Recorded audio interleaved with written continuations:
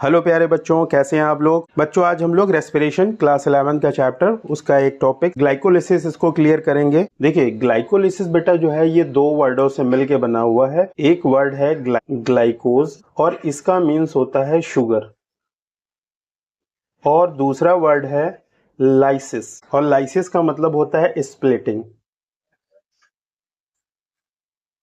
Splitting means क्या आया, sugar molecule का स्प्लिट होना। डिस्कवर्ड बाई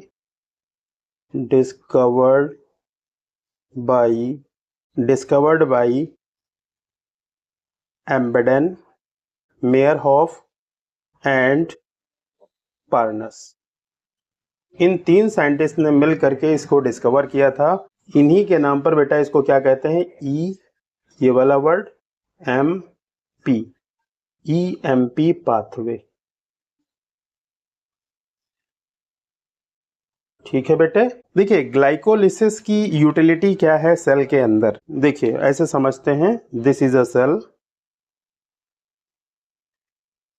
ये बेटा क्या है, सेल है, और सेल को एनर्जी की नीड होती है ताकि वो अपने प्रॉपर फंक्शन को परफॉर्म कर सके। Need energy for proper functioning.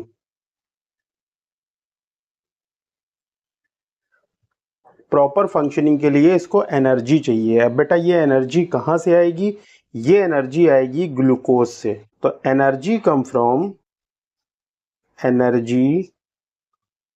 From glucose. और कौन सी ग्लूकोज, जो सेल यूटिलाइज करेगा, means utilised by the cell. ये बेटा जिसे ग्लूकोज का मॉलिक्यूल है, अब इसका ऑक्सीडेशन होगा। और ये ऑक्सीडेशन बेटा कैसे होता है, स्टेप वाइज होता है। कई स्टेप में ऑक्सीडेशन होता है ग्लूकोज का, एक सिंगल स्टेप में ही एनर्जी का फॉर्मेशन नहीं हो जाता है। एनर्जी फॉर्मेशन, ठीक बेटा। और ये जो एनर्जी का फॉर्मेशन है ये किस टाइप की रिएक्शन है, एक एक्सोथर्मिक रिएक्शन है। क्लियर है बेटा यहां तक। सेल को प्रॉपर फंक्शनिंग के लिए चाहिए एनर्जी, और वो एनर्जी कहां से आएगी, ग्लूकोज से। कैसे आएगी, जब ग्लूकोज का ऑक्सीडेशन होगा, वो भी स्टेप वाइज होगा, तब एनर्जी का फॉर्मेशन होगा, और यही एनर्जी सेल अपनी एक्टिविटी के लिए यूज करती है। एनर्जी प्रोडक्शन का पहला स्टेप क्या है, ग्लाइकोलिसिस है। तो हम ये भी लिख सकते हैं, इट इज फर्स्ट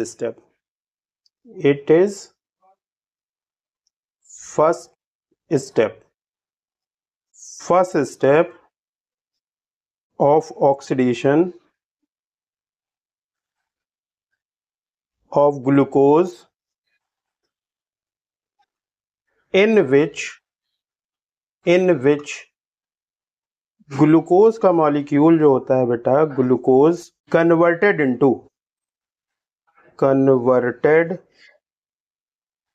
इनटू किसमें कन्वर्ट हो जाता है, पायरुवेट में, is known as glycolysis.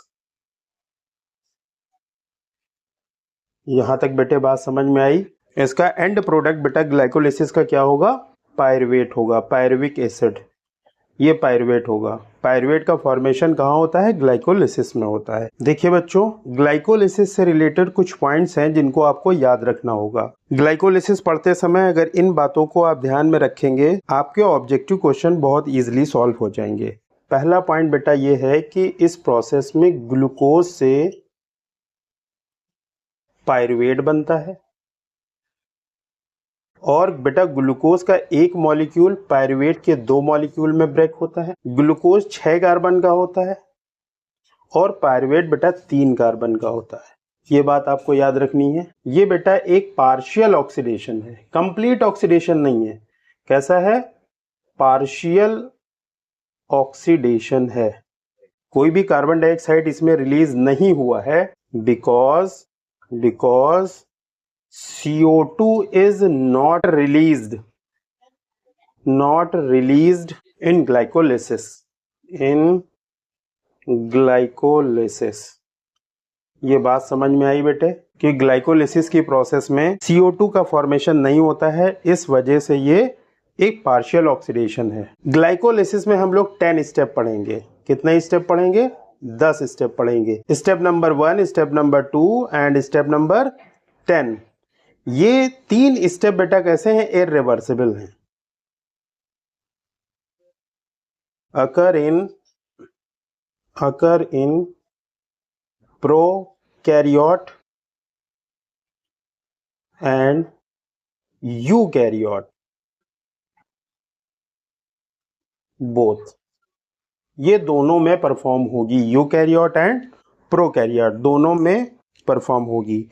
Next point बेटा क्या लिख सकते हैं इसका? लोकेशन इसकी क्या है? लोकेशन ये कहाँ परफॉर्म होगी? सेल के साइटोप्लाज्म में परफॉर्म होगी। Cytoplasm.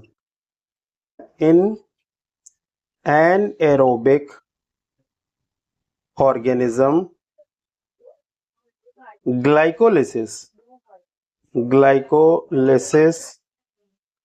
is the only process of respiration की ओनली प्रोसेस एनारोबिक ऑर्गेनिज्म में ग्लाइकोलिसिस ही होती है। और अगर हम लोग बेटा बात करेंगे एरोबिक रेस्पिरेशन की, तो उसमें फिर क्रेब्स साइकिल ETS भी इंक्लूड हो जाएगा। और क्या चीज याद रख सकते हैं कि जब ग्लाइकोलिसिस बेटा परफॉर्म होगा तो ATP इसका हिसाब किताब कैसे रखेंगे? देखिए ATP फॉर्म्ड होते हैं, 4 यूटिलाइज हो जाते हैं 2। बेटा इसमें नेट ईल्ड आएगी वो 2 ATP की नेट ईल्ड इसमें होगी। NADH formed. कितने बनते हैं NADH? बेटा 2 मॉलिक्यूल NADH का फॉर्मेशन हो जाता है। पहला पॉइंट क्या है कि ग्लूकोज पायरुवेट में चेंज होता है, और ये एक पार्शियल ऑक्सीडेशन है क्योंकि इसमें CO2 मॉलिक्यूल नहीं फॉर्म होता है। 10 स्टेप इन्वॉल्व होंगे, पहला, तीसरा, 10वां इररिवर्सिबल है। प्रोकैरियोट यूकैरियोट दोनों में होगा। लोकेशन इसकी बेटा साइटोप्लाज्म है। एनारोबिक ऑर्गेनिज्म की बात करें तो रेस्पिरेशन का ओनली वे ग्लाइकोलिसिस ही है। ATP 4 बनती हैं, 2 खर्चा हो जाती हैं, नेट यील्ड 2 ATP की आती है। NADH 2 फॉर्म होते हैं। इतनी बातें अगर आप याद रखेंगे तो आपको क्वेश्चन बहुत इजीली मिल जाएंगे। ठीक है बेटा। देखिए बेटे 2 वे हैं एनर्जी फॉर्मेशन के। एक तो हो गया बेटा सबस्ट्रेट लेवल का, मींस डायरेक्ट ATP का फॉर्मेशन होना। Substrate level phosphorylation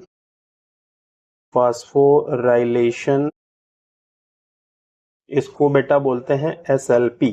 short form में क्या बोलते हैं? SLP, सबस्ट्रेट लेवल का। इसमें देखिए बेटा क्या होता है कि ADP जो होता है वो इनऑर्गेनिक फॉस्फेट प्लस एनर्जी, ये कन्वर्ट हो जाएगा ATP में। ADP और इनऑर्गेनिक फॉस्फेट के बीच में, तो वहां पर ये एनर्जी यूटिलाइज हो जाएगी और ATP के अंदर स्टोर हो जाएगी। जब भी ATP ब्रेक करेगा तो ये एनर्जी डायरेक्ट हमें मिल जाएगी। एनर्जी स्टोर इन ATP के अंदर वो एनर्जी स्टोर हो जाएगी। दूसरा वे है फोटोफास्फोराइलेशन।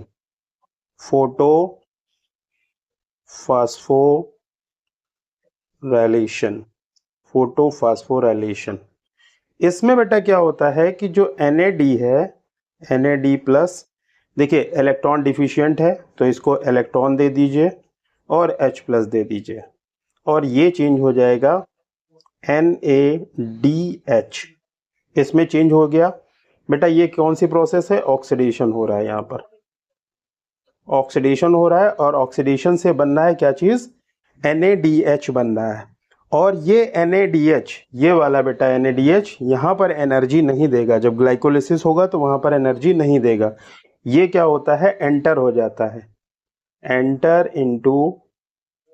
Into mitochondria.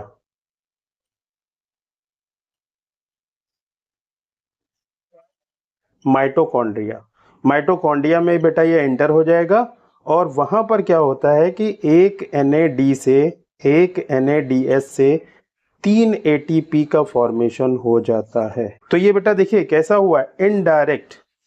ये ATP हमें कैसी मिली है, NADH क्या है, इनडायरेक्ट ATP है, ये इनडायरेक्ट ATP जो कहां पर जाके फ्री होंगी, माइटोकॉन्ड्रिया के अंदर। जी का फॉर्मेशन दो वे में होता है, एक तो डायरेक्ट हो जाएगा ADP इनऑर्गेनिक फॉस्फेट से रिएक्शन करके, और बेटा किस में चेंज हो जाएगी, ATP में चेंज हो जाएगी। दूसरा है फास्फोराइलेशन जिसमें NAD प्लस इसका ऑक्सीडेशन होगा और NADH बन जाएगा, और ये NADH जब माइटोकॉन्ड्रिया में एंटर करेगा तो ATP बना लेगा। मींस ये NADH क्या है, इनडायरेक्ट ATP है। देखिए बेटा छोटा सा एक कॉन्सेप्ट है और समझ लीजिए, फिर हम लोग ग्लाइकोलिसिस के स्टेप देखते हैं। जैसे बेटा देखिए ये लीफ है,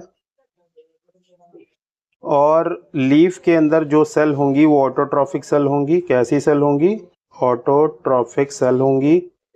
क्यों, क्योंकि वो अपना फूड खुद बना सकती हैं। फूड जो फॉर्म होगा वो ग्लूकोज के फॉर्म में बनेगा। ठीक है बेटा, क्या बनेगा इसके अंदर, ग्लूकोज बनेगा। लेकिन यही ग्लूकोज जब हेट्रोट्रॉपिक सेल में ट्रांसफर होता है, हेट्रोट्रॉपिक सेल का मतलब स्टेम की सेल बेटा हो गई, रूट की सेल हो गई, क्योंकि वो नॉन ग्रीन है, अपना खाना नहीं बना सकती, अपने खाने के लिए लीव्स की सेल पे ही डिपेंड रहेंगी। जब खाना ये ट्रांसफर होगा उन सेल्स में, हेट्रोट्रॉपिक सेल में, तो किस फॉर्म में होगा, सुक्रोज के फॉर्म में होगा। Transport in form of sucrose. Sucrose किस फॉर्म में, सुक्रोज के फॉर्म में इन हेट्रोट्रॉपिक सेल।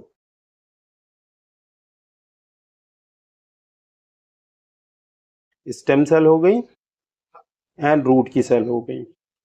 ये नॉन ग्रीन होती हैं, वहां पर जब भी जाएगा तो किस फॉर्म में जाएगा, सुक्रोज के फॉर्म में जाएगा। अब देखिए बेटा जैसे ये कोई एक सेल है और इस सेल में ये सुक्रोज एंटर करेगा। अब ये सुक्रोज दो फॉर्म में ब्रेक हो जाएगा। क्या बन जाएगा, ग्लूकोज बन जाएगा और फ्रक्टोज बन जाएगा। ये ग्लूकोज, ये सुक्रोज बेटा चेंज हो गया, ब्रेक हो गया किसमें, ग्लूकोज और फ्रक्टोज में। और इसको इस फॉर्म में ब्रेक करने के लिए एक एंजाइम नीडेड होता है, इन्वर्टेज। इन्वर्टेज एंजाइम यहां पर लगेगा। Both enter into glycolysis. Glycolysis की प्रोसेस में ग्लूकोज भी एंट्री कर सकता है एंड फ्रक्टोज भी एंट्री कर सकता है। ये दोनों एक दूसरे के आइसोमर हैं, दोनों का फॉर्मूला सेम होता है बट स्ट्रक्चर डिफरेंट होता है ग्लूकोज एंड फ्रक्टोज का। जो बेसिक चीजें थी वो क्लियर कर ली हैं। अब ग्लाइकोलिसिस थोड़ा आसान हो जाएगा पढ़ना आपके लिए। बेटा स्टेप की बात करें तो हम लोगों ने अभी बात किया कि इसमें 10 स्टेप होंगे, और उन 10 स्टेप में क्या क्या चेंज होगा उसको अच्छी तरीके से हम लोग समझते हैं और साथ साथ याद भी करते हैं। ग्लूकोज ये कहाँ बेटा गया है, साइटोप्लाज्म में है। साइटोप्लाज्म में आपको पता है ग्लाइकोलिसिस कहाँ परफॉर्म होती है, साइटोप्लाज्म में परफॉर्म होती है। तो ये सारा काम साइटोप्लाज्म में हो रहा है। ग्लूकोज इसमें 6 कार्बन होंगे, 6 कार्बन। अब ये देखिए ये कन्वर्ट हो रहा है किसमें, ग्लूकोज 6 फॉस्फेट में। ग्लूकोज 6 फॉस्फेट, ग्लूकोज बेटा चेंज हो रहा है, ग्लूकोज 6 फॉस्फेट में चेंज होगा। ग्लूकोज को आगे अगर सिस्टम में ले जाना, उससे एनर्जी प्रोडक्शन कराना है तो पहले हमें तो एनर्जी देनी पड़ेगी ना। तो वो एनर्जी कहाँ से आएगी, एटीपी जो सेल के अंदर होंगी वो एटीपी यहाँ पर खर्चा होंगी। एटीपी खर्च होगा और इससे बनेगा बेटा क्या, एडीपी बनेगा, और प्लस इनऑर्गेनिक फॉस्फेट अलग हो गया। और यहाँ पर जो एंजाइम लगेगा उसका नाम है हेक्सोकाइनेज। हेक्सोकाइनेज, जहां पर एटीपी का कन्वर्जन होता है या एटीपी का यूटिलाइजेशन होता है वहां पर काइनेज एंजाइम आता है, आप याद रखिएगा। ये स्टेप नंबर 1 हो गया। कौन सा हो गया, स्टेप नंबर 1 हो गया। और इस स्टेप का अगर आप नाम देना चाहो तो आप दे सकते हो फास्फोराइलेशन।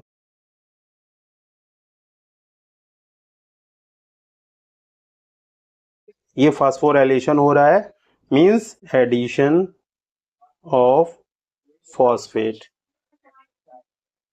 यहां पर बेटा फॉस्फेट ऐड हुआ है तभी तो ये ग्लूकोज से ग्लूकोज 6 फॉस्फेट बन गया है, मींस उसकी 6 पोजीशन पर क्या आ गया है, फॉस्फेट आ गया है। हेक्सोकाइनेज ने हेल्प की है और एनर्जी कहाँ से आई है? जब एटीपी ब्रेक होगा तो जो ये इनऑर्गेनिक फॉस्फेट बेटा रिलीज हुआ है, इसके पास ढेर सारी एनर्जी होगी।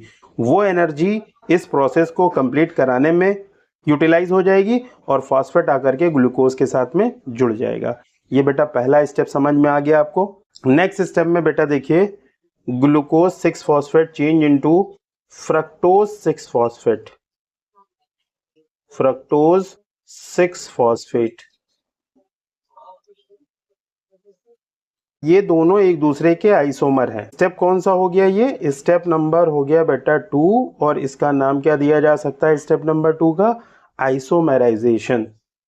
आइसोमेराइजेशन, आइसोमर बन रहे हैं। ग्लूकोज 6 फॉस्फेट और फ्रक्टोज 6 फॉस्फेट एक दूसरे के आइसोमर हैं। बेटा ये किस में चेंज हो जाएगा? Fructose 1,6 bis phosphate. ध्यान दीजिए बेटा, यहां पर एक पोजीशन पर इसकी फॉस्फेट लगा था और यहां पर अब देखिए 2 जगह फॉस्फेट आ गया है। तो ये फॉस्फेट दूसरा वाला कहां से आया? इस वाले स्टेप में कहां से आया था? जब एटीपी ब्रेक हुआ था तब फॉस्फेट रिलीज हुआ था, वो आके यहाँ पे जुड़ गया। और इस वाले स्टेप में भी बेटा क्या होगा? वो फॉस्फेट अब कहां से आएगा? ये एक्स्ट्रा फॉस्फेट कहां से आएगा? एटीपी के ब्रेक होने से ही आएगा।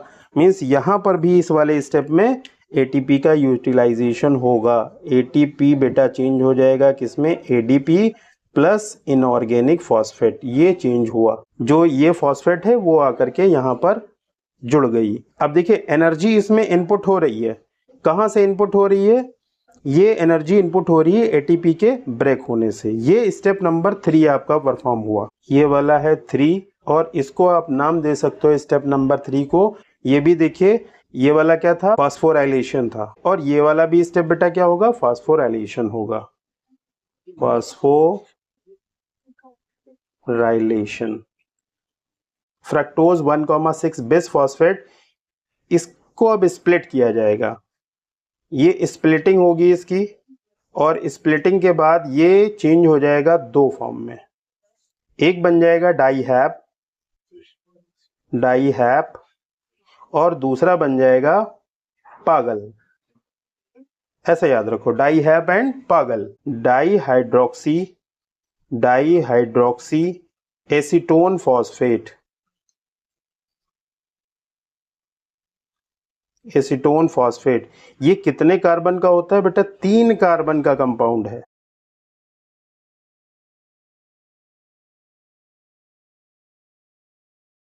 ये भी बेटा 3 कार्बन का कंपाउंड है। तो इसका स्प्लिट होना, ये स्टेप नंबर बेटा कौन सा हो गया? स्टेप नंबर आपको याद रखना है साथ साथ। ये स्टेप नंबर हो गया स्टेप नंबर 4 और ये क्या है? स्प्लिटिंग है। यहां पर सीधा स्प्लिटिंग हो रही है किस फॉर्म में? डाईहैप एंड PgAl।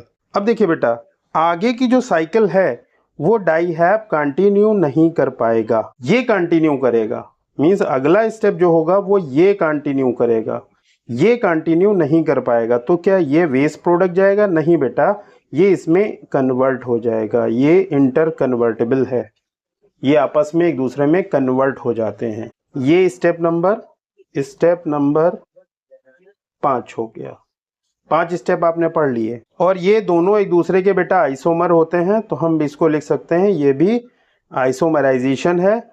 और यहाँ पर जो एंजाइम यूज होगा हम लिख सकते हैं आइसोमरेज। कौन सा एंजाइम बेटा? आइसोमरेज। आइसोमरेज एंजाइम यहाँ पर यूज हो जाएगा। जब ये इसमें कन्वर्ट हो जाएगा तो इसके कितने मॉलिक्यूल हो जाएंगे? इसके बेटा 2 मॉलिक्यूल हो जाएंगे, 2 मॉलिक्यूल हो जाएंगे। ठीक है, क्योंकि ये हर बार फ्रक्टोज 1,6 बिस फॉस्फेट जो है वो चेंज होगा डाईहैप में, डाईहैप फिर से PgAl में चेंज हो जाएगा। तो यहाँ पर PgAl के 2 मॉलिक्यूल हर बार आएंगे। एक फ्रक्टोज 1,6 बिस फॉस्फेट से 2 PgAl फास्फोग्लिसरॉल्डिहाइड के 2 मॉलिक्यूल हमेशा बनेंगे। अब पहली बार यहाँ पर होने वाला है ऑक्सीडेशन। देखिए बेटा, अभी तक के हम लोगों ने ये पढ़ा कि जो पहला स्टेप था इसमें ग्लूकोज चेंज हुआ ग्लूकोज 6 फॉस्फेट में। ग्लूकोज 6 फॉस्फेट दूसरे स्टेप में चेंज हो जाएगा फ्रक्टोज 6 फॉस्फेट में। फ्रक्टोज 6 फॉस्फेट तीसरे स्टेप में चेंज हो जाएगा फ्रक्टोज 1,6 बेस फॉस्फेट में। ये स्टेप नंबर बेटा 5 था। 5 स्टेप हो गए। छठे स्टेप में होना क्या है बेटा कि ये जो फास्फोग्लिसरल्डिहाइड है 3 कार्बन का कंपाउंड बेटा ये चेंज हो जाएगा 1,3 base phosphoglyceric acid. Glyceric acid में चेंज हो जाएगा 1,3 फास्फोग्लिसरिक एसिड में चेंज हो जाएगा। यहां से डबल साइकिल याद रखिएगा, 2 मॉलिक्यूल बनेंगे। ऑक्सीडेशन हो रहा है, यहां पर ऑक्सीडेशन हो रहा है, एनर्जी यूटिलाइज हो रही थी, तो जो इनऑर्गेनिक फॉस्फेट है वो आकर के यहाँ पर क्या होगा, ऐड हो जाएगा। Extra amount of energy is present in system due to ATP utilisation. ATP के यूटिलाइजेशन की वजह से सिस्टम में एक्स्ट्रा एनर्जी है और उस एक्स्ट्रा एनर्जी की वजह से इनऑर्गेनिक फॉस्फेट यहाँ पर बेटा इस प्रोसेस में ऐड हो जाएगा और यहाँ पर बेटा Na+ जो होगा वो रिड्यूस हो जाएगा किसमें, NaDH में। और बेटा ये इसके कितने मॉलिक्यूल बनेंगे, 2 मॉलिक्यूल बनेंगे। 2 इसके यूटिलाइज होंगे और 2 इसके बनेंगे, क्योंकि आगे से देखिए क्या है बेटा, 2 मॉलिक्यूल हैं, तो आप यहाँ से डबल सारी चीजें याद रखेंगे। ये बेटा स्टेप नंबर 6 है। देखिए बेटा नेक्स्ट स्टेप में हम लोग याद रखेंगे कि इस वाले स्टेप में इनऑर्गेनिक फॉस्फेट को जोड़ा गया था तो ऑक्सीडेशन हो गया था, और इस वाले स्टेप में हम ये वाला इनऑर्गेनिक फॉस्फेट निकाल लेंगे बाहर। अगर इनऑर्गेनिक फॉस्फेट बाहर निकालेंगे तो वो किससे जुड़ेगा, एटीपी से। इसका मतलब इस वाले स्टेप में एटीपी का फॉर्मेशन होगा। अब इससे क्या बनेगा, 3 फास्फोग्लिसरिक एसिड। 3 फास्फोग्लिसरिक एसिड बना यहाँ पर, मीन्स एक जो इनऑर्गेनिक फॉस्फेट यहाँ से रिलीज होगा वो किसके साथ में जुड़ जाएगा, एडीपी के साथ में जुड़ जाएगा इनऑर्गेनिक फॉस्फेट, और अब चेंज हो जाएगा किसमें, एटीपी में। कितने मॉलिक्यूल बनेंगे इसके बेटा, 2 मॉलिक्यूल बन जाएंगे एटीपी के। इसके भी 2 मॉलिक्यूल बनेंगे 3 फास्फोग्लिसरिक एसिड, और ये स्टेप नंबर 7 हो गया। 7 ग्लूकोज 6 फॉस्फेट में। दूसरा स्टेप क्या था, ग्लूकोज 6 फॉस्फेट फ्रक्टोज 6 फॉस्फेट में। फ्रक्टोज 6 फॉस्फेट चेंज हुआ 1,6 बेस फॉस्फेट में। फिर ये बेटा स्प्लिट हुआ डाईहैप और PgAl में। ये दोनों आपस में इंटरचेंज हो जाएंगे। PgAl के 2 मॉलिक्यूल बने, ये चेंज हो जाएंगे 1,3 बेस फास्फोग्लिसरिक एसिड में। और यहाँ पर ऑक्सीडेशन हुआ पहली बार, क्योंकि एक्स्ट्रा अमाउंट ऑफ एनर्जी इस सिस्टम में प्रेजेंट थी, उसने इनऑर्गेनिक फॉस्फेट को यहाँ पर एडअप करवा दिया, जिसकी वजह से 1,3 बेस फास्फोग्लिसरिक एसिड बन गया। यहाँ पर जो इनऑर्गेनिक फॉस्फेट ऐड हुई थी, अब वो इनऑर्गेनिक फॉस्फेट यहाँ पर बेटा रिलीज होकर के एडीपी के साथ मिलके एटीपी बना रही है, 2 मॉलिक्यूल एटीपी के बन जाएंगे, और ये चेंज हो गया 3 फास्फोग्लिसरिक एसिड में। ये स्टेप नंबर 7 हो गया। अब देखिए स्टेप नंबर 8 में क्या होना है, याद रखिए आप, इसमें सिर्फ फॉस्फेट की पोजीशन बदलेगी, मींस ये हो जाएगा, चेंज हो जाएगा 2 फास्फोग्लिसरिक एसिड। फास्फोग्लिसरिक एसिड, इसके बेटा 2 मॉलिक्यूल बनेंगे, इसमें सिर्फ फॉस्फेट की पोजीशन बदली है, और ये स्टेप नंबर बेटा कौन सा हो गया, step number 8। 2 phosphoglyceric acid change हो जाएगा किसमें, ये चेंज होगा बेटा फास्फोइनॉल पायरुवेट में। किसमें, फास्फोइनॉल पायरुवेट में। और इसके बेटा कितने, 2 मॉलिक्यूल इसके भी बनेंगे।